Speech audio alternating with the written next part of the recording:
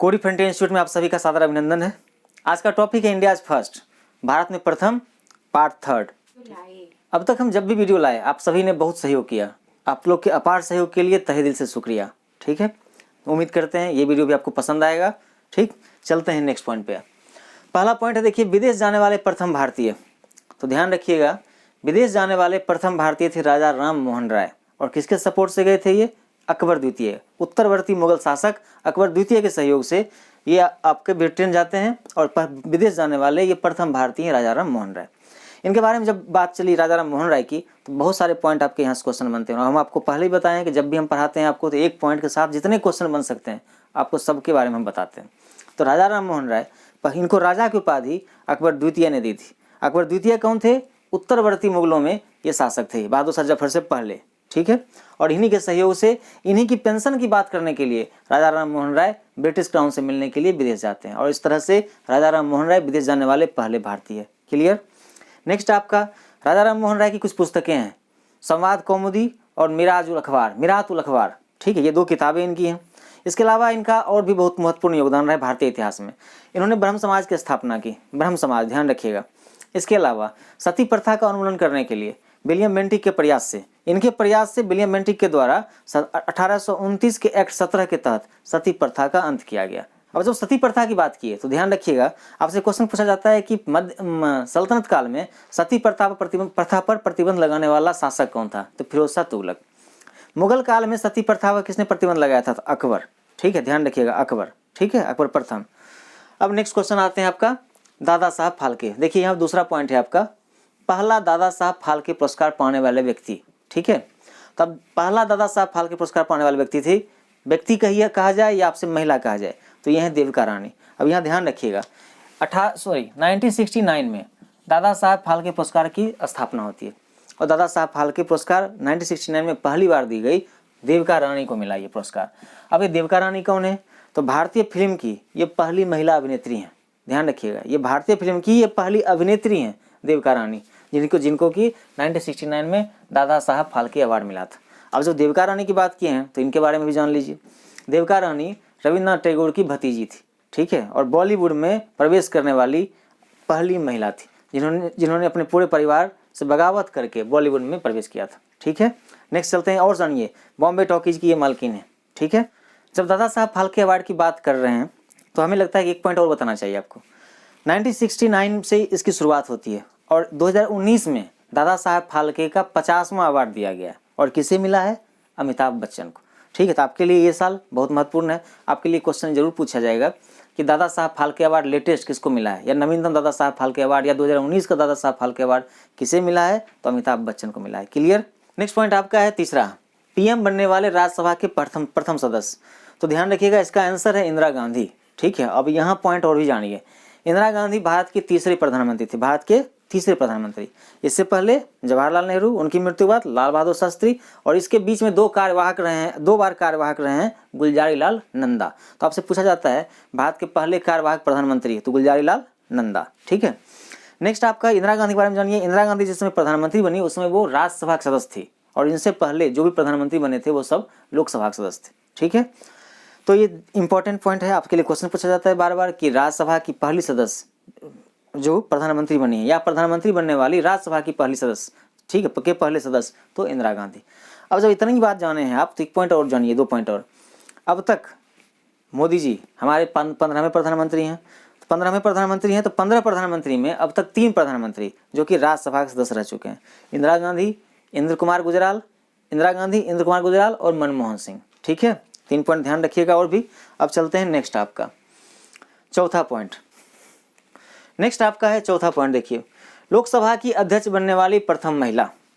चौथा पॉइंट, लोकसभा की अध्यक्ष बनने वाली प्रथम महिला। आप अब तक ध्यान रखिएगा कि हम 3 क्वेश्चन आपको बताएं और 3 क्वेश्चन में कम से कम 30 क्वेश्चन बताएं, यानी हर क्वेश्चन के साथ 10 क्वेश्चन एक्स्ट्रा। जैसे एग्जाम्पल राजा राम मोहन राय, संवाद कौमुदी, मिरात उल अखबार, सती प्रथा, ब्रह्म समाज, विदेश जाने वाले प्रथम भारतीय, राजा की उपाधि, अकबर द्वितीय, तो 10 सवाल बन गए आपके। ठीक है, तो ध्यान से सुनिए और ध्यान से लिखिए। ठीक है, ये आपके बहुत काम का चीज़ है। ठीक, नेक्स्ट आपका देखिए, दादा साहब फाल्के अवार्ड की बात की तो देविका रानी 1969, ठीक है, पहली महिला अभिनेत्री। वर्तमान का आपका अमिताभ बच्चन को 50वां अवार्ड मिला है। ये सारे पॉइंट आपको एक जगह इकट्ठा हो गए। नेक्स्ट चलते हैं आपका, देखिए पीएम बनने वाले राज्यसभा सदस्य की बात किए तो इंदिरा गांधी के साथ इंद्र कुमार गुजराल, मनमोहन सिंह, 3 प्रधानमंत्री जो कि राज्यसभा के सदस्य रह चुके हैं। ठीक है, नेक्स्ट आपका है चौथा पॉइंट, लोकसभा के अध्यक्ष बनने वाली प्रथम महिला। तो लोकसभा की अध्यक्ष बनने वाली प्रथम महिला है मीरा कुमार, और मीरा कुमार राजनीति में आने से पहले यूपीएससी क्वालिफाई करके आईएफएस थी, और इनको राजनीति में लाने का श्रेय जाता है राजीव गांधी को। ठीक है, और ये बिहार के मिनिस्टर हुआ करते थे जगजीवन राम। इनके नाम रिकॉर्ड है कि भारत के सबसे लंबे समय तक रहने वाले कैबिनेट मंत्री जगजीवन राम। ठीक, तो जगजीवन राम की ये बेटी थी, और ये मीरा कुमार जिनके नाम रिकॉर्ड है कि भारत की पहली महिला लोकसभा अध्यक्ष। इसके बाद फिर भारत की दूसरी महिला लोकसभा अध्यक्ष बनी है सुमित्रा महाजन, जिनको लोग ताई भी कहते हैं, और ये कहाँ से सांसद हैं, इंदौर से। अब इन्होंने राजनीति से संन्यास ले लिया। ध्यान रखिएगा, उनके नाम एक रिकॉर्ड और भी है, एक ही पार्टी से एक ही जगह से लगातार 8 बार सांसद रहने का रिकॉर्ड आपका सुमित्रा महाजन के नाम, इंदौर। अब जब इंदौर की बात की है तो एक पॉइंट और जानिए, इंदौर लगातार 3 साल से स्वच्छ भारत अभियान में नंबर 1 पायदान पर है। ठीक है, इस चीज़ को ध्यान रखिएगा। नेक्स्ट चलते हैं आपका, नेक्स्ट है आपका 5वां पॉइंट, प्रधानमंत्री बनने वाली प्रथम महिला।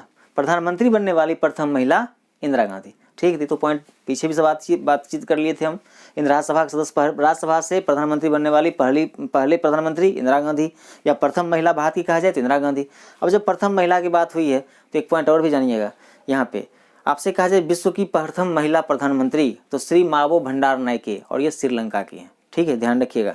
ठीक, दूसरा भारत की प्रथम प्रधानमंत्री कहा जाए, प्रथम महिला प्रधानमंत्री तो इंदिरा गांधी। तीसरा देखिए अगला 6ठा पॉइंट है, राष्ट्रपति बनने वाली प्रथम महिला। भारत की प्रथम महिला जो राष्ट्रपति बनी है तो यह प्रतिभा देवी सिंह पाटिल। ठीक है, नेक्स्ट आपका भारत रत्न पाने वाले प्रथम वैज्ञानिक।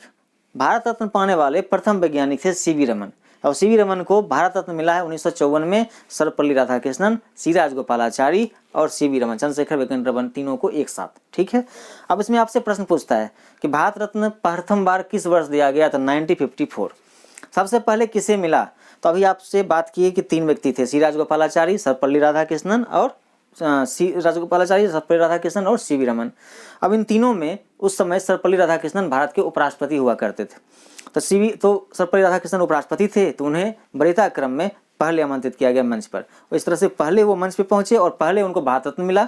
इस तरह से आपसे कहा जाता है क्वेश्चन कि भारत में सबसे पहले भारत रत्न किसे मिला, तो इसका आंसर है सर्वपल्ली राधाकृष्णन। लेकिन अगर यदि आपसे पूछा जाए कि 1954 में किसको भारत रत्न मिला है, तो आपको ध्यान रखिएगा चंद्रशेखर वेंकट रमन, सी राजगोपालाचारी और आपके सर्वपल्ली राधाकृष्णन, चंद्रशेखर वेंकट रमन और सी राजगोपालाचारी, 3 व्यक्ति।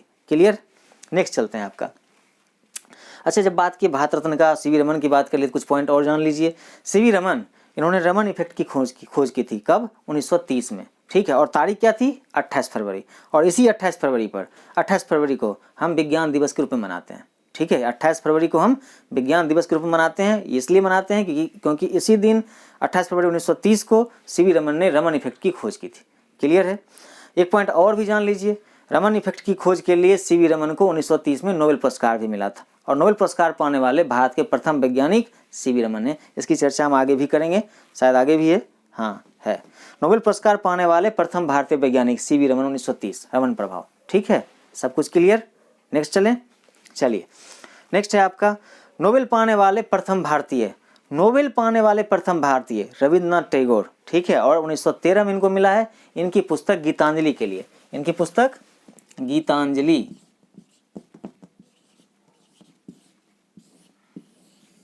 इनकी पुस्तक गीतांजलि के लिए। ठीक है, एक पॉइंट और जानिए यहाँ पे, रविंद्रनाथ टैगोर एकमात्र व्यक्ति हैं विश्व के जिनकी लिखी 2 कविता 2 देशों का राष्ट्रगान है।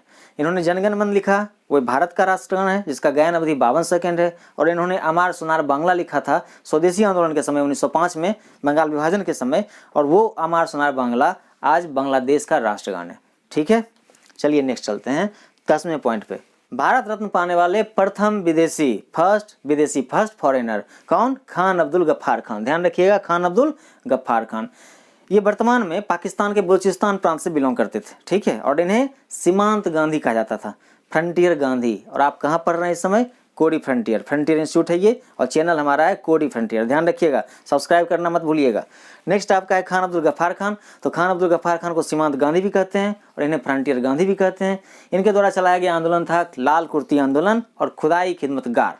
ठीक है, ये दो चीज़ ध्यान रखिएगा, इनके द्वारा ये दो आंदोलन चलाया गया था और इन्हें प्रथम विदेशी थे जिनको कि ये भारत रत्न मिला था। ठीक है, नेक्स्ट चलते हैं। नेक्स्ट इसके बाद तो नेल्सन मंडेला को भी मिला है, ये ध्यान रखिएगा। नेक्स्ट ध्यान रखिएगा, भारत रत्न से बहुत सारे सवाल बनते हैं। भारत रत्न पाने वाली प्रथम महिला कौन, मरणोपरांत किनको मिला है, कितनी महिलाओं कब तक मिला है, कितने मरणोपरांत कितने व्यक्ति को मिला है। ठीक है, इन सब सवालों की, पहला उद्योगपति कौन था, पहला खिलाड़ी कौन था, इन सब सवालों का जवाब आपको मिलेगा। अभी आराम से ध्यान से सुनिए वीडियो को। ठीक है, भारत रत्न पाने वाली प्रथम महिला कहा जाए तो प्रथम महिला कौन, इंदिरा गांधी 1971 में। अब आपसे बनता है सवाल कि दूसरी महिला कौन थी, दूसरी महिला थी मदर टेरेसा, कब मिला है, 1980 में। तीसरी महिला थी आपकी अरुणा आसफ अली। ठीक है, अरुणा आसफ अली एक स्वतंत्रता सेनानी थी। चौथी महिला है और इनकी भूमिका रही असहयोग आंदोलन के समय, ध्यान रखिएगा, असहयोग आंदोलन के समय इनकी भूमिका रही है। फिर आते हैं आपका एम.एस. सुब्बालक्ष्मी। एम.एस. सुब्बालक्ष्मी ये कर्नाटक संगीतकार हैं। ठीक है, इसके बाद लता मंगेशकर, सब जानते हैं आप। ठीक है, इतने लोगों को आपको मिला, इतनी महिलाओं को मिला है भारत रत्न अब तक। ठीक है, 5 महिला, ध्यान रखिएगा, 5 महिला जिन्हें अभी तक भारत रत्न मिला है। अब मरणोपरांत की बात करिएगा तो 14 व्यक्ति टोटल हो गए हैं अब तक जिनको कि मरणोपरांत भारत रत्न मिला है। सबका नाम लेना उचित नहीं होगा, ज़्यादा हो जाएगा, आप ध्यान रखिएगा। 14 व्यक्ति जिनको मरणोपरांत भारत रत्न मिला है। अब इसमें 3 बात करते हैं। अभी लेटेस्ट भारत रत्न मिला है आपको किसको, प्रणब मुखर्जी, भूपेन हजारिका, नानाजी देशमुख। इनमें से भी 2 व्यक्ति मरणोपरांत, भूपेन हजारिका और नानाजी देशमुख मरणोपरांत मिला है। ठीक है, एक ही व्यक्ति हैं प्रणब मुखर्जी यानी प्रणब दा, जो भी हम जिनको जो अभी जीवित हैं। क्लियर। तो नेक्स्ट चलते हैं आपका, मरणोपरांत भारत रत्न पाने वाले प्रथम व्यक्ति कौन थे, तो प्रथम व्यक्ति कौन थे, लाल बहादुर शास्त्री। ठीक, नेक्स्ट पॉइंट चलते हैं 13वां पॉइंट। देखिए 13वां पॉइंट है भारत का पहला क्लोन। ठीक है, भारत का पहला क्लोन है गरिमा नामक भैंस और इसको बनाता कौन है, राष्ट्रीय डेयरी अनुसंधान संस्थान करनाल। ध्यान रखिएगा, आपसे पूछा जाता है राष्ट्रीय डेयरी अनुसंधान संस्थान कहाँ है, करनाल में है। ठीक, तो ये पशु से संबंधित सारे रिसर्च यही करता है और इन्हीं के द्वारा गरिमा नामक भैंस का क्लोन तैयार किया गया था। ठीक, अब अगला सवाल बनता है कि विश्व का पहला क्लोन कौन था, तो विश्व का पहला क्लोन था आपका डॉली नामक भेड़, डॉली नामक भेड़, ये ध्यान रखिएगा। विश्व का पहला क्लोन डॉली नामक भेड़ और भारत का पहला क्लोन था आपका गरिमा नामक भैंस। क्लियर। नेक्स्ट चलते हैं आपका electronic voting machine, EVM. EVM का प्रयोग करने वाला पहला राज्य, तो ईवीएम का प्रयोग करने वाला पहला राज्य कौन सा, केरला। आपसे बार बार पूछा जाता है इस तरह का सवाल कि मनरेगा सबसे पहले कहाँ लागू किया गया। अभी को आपको बताए थे अनंतपुर, पिछला वीडियो में आप फिर देख लीजिएगा। अनंतपुर आंध्र प्रदेश से आपका मनरेगा की शुरुआत हुई थी। ठीक है, मनमोहन सिंह सरकार में। आपसे पूछा जाएगा जीएसटी पर साइन करने वाला, हस्ताक्षर करने वाला पहला राज्य कौन सा, तो जीएसटी पर हस्ताक्षर करने वाला पहला राज्य आपका है असम। क्लियर। अंतिम राज्य कौन सा है, अंतिम राज्य आपका जम्मू कश्मीर। ठीक है, नेक्स्ट चलते हैं आपका भारत की प्रथम राजनीतिक पुस्तक। तो यहाँ बहुत सारे पॉइंट है, ध्यान रखिएगा। भारत की प्रथम राजनीतिक पुस्तक अर्थशास्त्र। ठीक है, अर्थशास्त्र के लेखक कौन थे, चाणक्य उर्फ विष्णुगुप्त उर्फ कौटिल्य। इतिहास में ये 3 नाम से दर्ज है, चाणक्य, विष्णुगुप्त और कौटिल्य। नेक्स्ट पॉइंट है अर्थशास्त्र के कुल कितने भाग हैं, तो अर्थशास्त्र के ध्यान रखिएगा 15 भाग हैं, 15 भाग हैं। जनगणना का पहला विवरण अर्थशास्त्र मिलता है। ठीक है, और ये नाम है अर्थशास्त्र, लेकिन ये राजनीतिक शास्त्र पर लिखी हुई पुस्तक, भारत की सबसे पहली राजनीतिक शास्त्र पर लिखी पुस्तक आपकी अर्थशास्त्र है। ठीक है, नेक्स्ट आप ये जानिए चाणक्य और विष्णुगुप्त उर्फ कौटिल्य, इनको श्रेय जाता है नंद वंश का संहारक का। नंद वंश का संहार यही करते हैं चंद्रगुप्त मौर्य के साथ। ठीक है, और चंद्रगुप्त मौर्य इनका शिष्य था। ठीक है, और चंद्रगुप्त मौर्य के गुरु कौन, आपके चाणक्य और विष्णुगुप्त उर्फ कौटिल्य। ध्यान रखने की बात एक और है यहाँ पे कि मौर्य शासकों के समय, 3 मौर्य शासकों के समय मंत्री पद के भार को ग्रहण किया था कौटिल्य उर्फ विष्णुगुप्त उर्फ चाणक्य ने। और शासक में और यहाँ आने से पहले ये तक्षशिला में प्राचार्य हुआ करते थे। ठीक है, ये भी ध्यान रखना है आपको। नेक्स्ट चलते हैं आपका बंगाल के प्रथम गवर्नर। देखिए बंगाल के प्रथम गवर्नर थे लॉर्ड क्लाइव। ठीक है, ईस्ट इंडिया कंपनी के तहत लॉर्ड क्लाइव पहला युद्ध लड़ते हैं आपका प्लासी का युद्ध। ठीक है, और बंगाल के नवाब उस समय थे सिराजुद्दौला। सिराजुद्दौला को ये पराजित करते हैं। आपसे पूछा जाता है कि प्लासी का युद्ध कहाँ पे हुआ था, ध्यान रखिएगा बंगाल में हुआ था। किस नदी के किनारे हुआ था, तो भागीरथी नदी के किनारे हुआ था।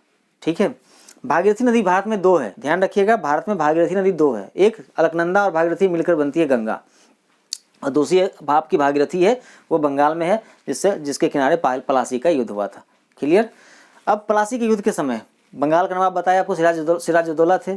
सिराजुद्दौला को पराजित करके मीर जाफर को नवाब बनाया गया और लॉर्ड क्लाइव ने बंगाल में खूब लूट मचाई।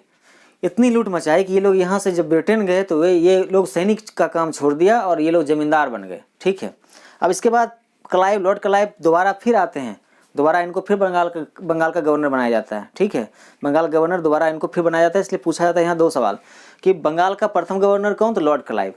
यहाँ 2 पॉइंट बनता है आपका, आपसे कहा जाएगा बंगाल के पहले गवर्नर तो लॉर्ड क्लाइव। 2 बार बंगाल का गवर्नर कौन बना है, तो वो भी आपका लॉर्ड क्लाइव, क्योंकि इनको दोबारा कार्यकाल मिला और दोबारा फिर वापस आकर के ये बंगाल के गवर्नर बने। क्लियर। इसके बाद ये भी जानिए आप, लॉर्ड क्लाइव इतना यहाँ लूट मचाए और जब यहाँ से गए तो फ्रस्ट्रेशन में जाकर के इन्होंने आत्महत्या कर ली। वापस ब्रिटेन जाने के बाद इन्होंने आत्महत्या कर ली। ठीक है, नेक्स्ट पॉइंट चलते हैं आपका 17वां पॉइंट, बंगाल के प्रथम गवर्नर जनरल। देखिए यहाँ गवर्नर था, अब ये गवर्नर जनरल हो गया। हुआ ये कि इतने ही समय में ईस्ट इंडिया कंपनी भारत आती है 1600। ठीक, 1600 AD में ईस्ट इंडिया कंपनी की स्थापना होती है। ईस्ट इंडिया कंपनी की स्थापना के समय ब्रिटिश में महारानी एलिजाबेथ हुआ करती थी। ठीक है, और भारत में उसमें शासक हुआ करते थे अकबर। आपसे यहाँ एक सवाल पूछा हुआ UPPCS का कि ईस्ट इंडिया कंपनी के समय भारत की स्थापना के समय भारत के शासक कौन थे, तो भारत के शासक थे अकबर। यही क्वेश्चन फिर पूछ रखा है कि ईस्ट इंडिया कंपनी की स्थापना के समय ब्रिटिश महारानी कौन थी, ब्रिटिश क्राउन के प्रतिनिधि कौन थे, तो वहाँ थे आपके एलिजाबेथ प्रथम। ठीक है, नेक्स्ट बनता है आपका, यही ध्यान रखिएगा, इसी एलिजाबेथ के समय में शेक्सपियर, जिनको आपको जानते हैं कि ये इंग्लिश नोवेल के बहुत प्रख्यात लेखक हैं, शेक्सपियर, ये इनका कार्यकाल भी एलिजाबेथ प्रथम के समय ही है। ठीक है, और इनके समकालीन, शेक्सपियर के समकालीन भारत के लेखक हुआ करते थे तुलसीदास, जिन्होंने रामचरितमानस की रचना की। ठीक है, तो ये सवाल भी इनडायरेक्ट वे में पूछा हुआ है UPPCS का। ठीक है, कि शेक्सपियर के समकालीन भारत के लेखक कौन, तो तुलसीदास, जिन्होंने रचना की रामचरितमानस की। क्लियर। तो नेक्स्ट चलते हैं आपका पहला गवर्नर जनरल। तो आप देखिए यहाँ हुआ क्या था, यहाँ ये हुआ कि 1600 ईस्वी में ईस्ट इंडिया कंपनी की स्थापना होने के बाद इन लोगों ने पूर्व के व्यापार पर कब्जा किया और इस पूर्व के व्यापार के क्रम में इन्होंने खूब सारा धन कमाया। ठीक है, इतना धन इन्होंने कमाया कि ये लोग जब सैनिक कार्रवाई यहाँ से, जब सैनिक का काम करते थे, जब यहाँ से वापस जाते थे, ये लोग सैनिक का काम छोड़ करके जमींदार बन गए। ठीक है, बड़े बड़े जमींदार, बड़ा बड़ा फार्म हाउस। ठीक है, तो यहाँ ईस्ट इंडिया कंपनी के शेयर होल्डरों में होड़ मची हुई थी। बहुत सारे लोग चाहते थे कि हम भी ईस्ट इंडिया कंपनी के शेयर होल्डर बने। ठीक, इन पर नियंत्रण करने के लिए ब्रिटिश प्रधानमंत्री लॉर्ड नॉर्थ के द्वारा रेगुलेटिंग एक्ट 1773 पारित किया गया और 1773 के रेगुलेटिंग एक्ट के तहत वारेन हेस्टिंग्स को बंगाल का प्रथम गवर्नर जनरल बनाया गया। ठीक है, इसी एक्ट के तहत कलकत्ता में सुप्रीम कोर्ट की स्थापना की गई और सुप्रीम कोर्ट की स्थापना होती है कलकत्ता में 1774। और ये ध्यान रखिएगा, भारत का पहला, आपसे पूछा जाए भारत का पहला कोर्ट कहाँ स्थापित हुआ है, कलकत्ता में। कब हुआ है, 1774 में। किस एक्ट के तहत, 1773 के रेगुलेटिंग एक्ट के तहत। क्लियर है। और जब कोलकाता हाईकोर्ट की बात कर रहे हैं तो आपसे एक सवाल और बनता है, वर्तमान में भारत में कुल कितने हाईकोर्ट हैं, तो वर्तमान में कुल 25 हाईकोर्ट हैं। और 25वां हाईकोर्ट कौन सा हो गया आपका, 25वां हाईकोर्ट हो गया आपका आंध्र प्रदेश का अमरावती। ठीक है, नेक्स्ट चलते हैं आपका भारत के प्रथम गवर्नर जनरल विलियम बेंटिक। ठीक है, अब देखिए यहाँ पर इस समय क्या था, 1833 तक भारत में 3 प्रांतों में शासन हुआ करता था ईस्ट इंडिया कंपनी का। ठीक है, एक आपका बंगाल प्रांत, एक आपका मुंबई प्रांत और एक आपका मद्रास प्रांत हुआ करता था। अब यहाँ से भारत का प्रथम गवर्नर जनरल बनाया गया किसको, विलियम बेंटिक। तीनों प्रांत का मालिक बंगाल के नवाब हो गए, बंगाल के गवर्नर हो गए। ठीक है, और बंगाल के गवर्नर जनरल को अब भारत का गवर्नर जनरल कहा जाने लगा। ठीक, भारत के प्रथम गवर्नर जनरल विलियम बेंटिक 1833। थोड़ा देर पहले आपसे चर्चा किए थे 1829 में राजा राम मोहन राय के प्रयास से विलियम बेंटिक के द्वारा 1829 के एक्ट 17 के तहत सती प्रथा का अंत किया गया। क्लियर।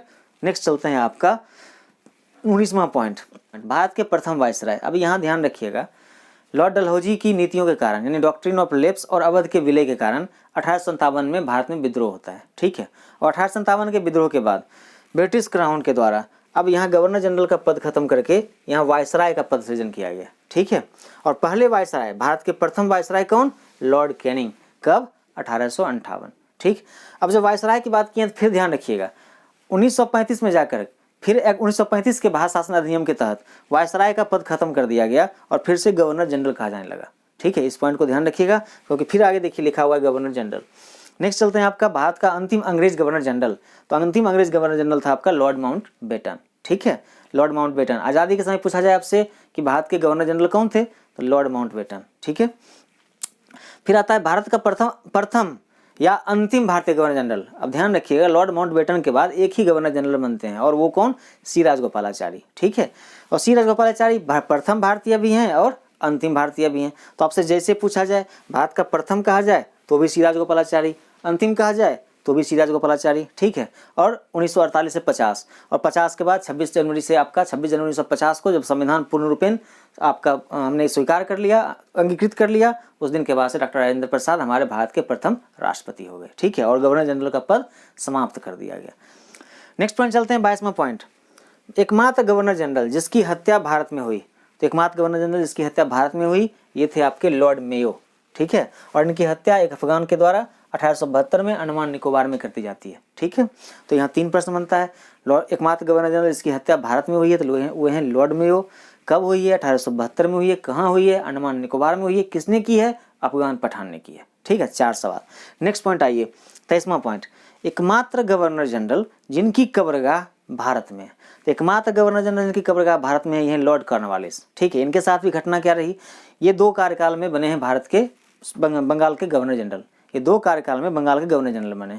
दोबारा जब ये लौट के आते हैं 1805 में तो इनकी मृत्यु हो जाती है भारत में और इनकी कब्रगाह गाजीपुर यूपी में है। ठीक है, और जब गाजीपुर की बात की है तो ध्यान रखिएगा, वर्तमान में यह भारत का सबसे अधिक अफीम उत्पादन करने वाला जिला, भारत का सबसे अधिक अफीम उत्पादन करने वाला जिला या स्थान जब भी कहा जाए तो ये आपका है गाजीपुर यूपी। क्लियर।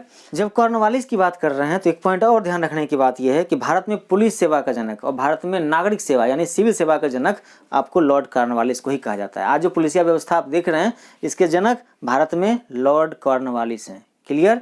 नेक्स्ट चलते हैं आपका 24वां पॉइंट, एकमात्र गवर्नर जनरल जिन पर ब्रिटिश संसद में महाभियोग चला और ये थे कौन, लॉर्ड वारेन हेस्टिंग्स, जिसके बारे में हम थोड़ी देर पहले बात किए थे। 1773 में रेगुलेटिंग एक्ट के तहत बंगाल के प्रथम गवर्नर जनरल बनाए जाते हैं। इन्हीं के समय में कोलकाता हाईकोर्ट की स्थापना होती है। इन्हीं के द्वारा नंद कुमार नामक ब्राह्मण को फांसी दी जाती है और ये भारत का पहला जुडिशियल मर्डर था। ठीक है, और इनके बाद जब ये लौट के यहाँ से जाते हैं तो इनके ऊपर ब्रिटिश संसद में महाभियोग चलता है लॉर्ड वारेन हेस्टिंग्स के ऊपर। एक पॉइंट और ध्यान रखिएगा, लॉर्ड वारेन हेस्टिंग्स पर आरोप लगाने वाले बर्क थे। ठीक है, आपसे पूछा जाता है कि वारेन हेस्टिंग्स पर महाभियोग के लिए आरोप किसने लगाया था, तो ये लगाए थे बर्क। तो एक पॉइंट और आपके लिए जानना जरूरी है। ठीक है, तो यदि आपको वीडियो अच्छा लगा हो तो प्लीज़ सब्सक्राइब करें, लाइक करें और शेयर करें। आपके सहयोग के लिए धन्यवाद।